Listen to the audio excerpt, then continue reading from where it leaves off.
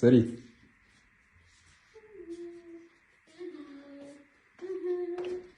ይሄው እንግዲህ ቤተሰብ አምሮብናል። እስቲ ዳባት ልበል በጣም እናመሰግናለን እህቴ፣ እግዚአብሔር ያክብርልን። በጣም የሚያምር ልብስ ነው።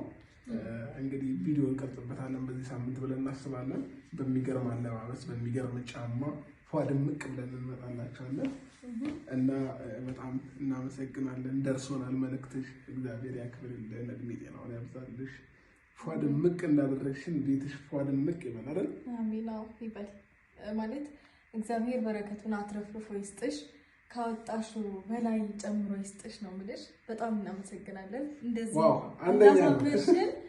እግዚአብሔር ያማረ ነገር ይስጥሽ። በጣም ያምራል። ወደነዋል።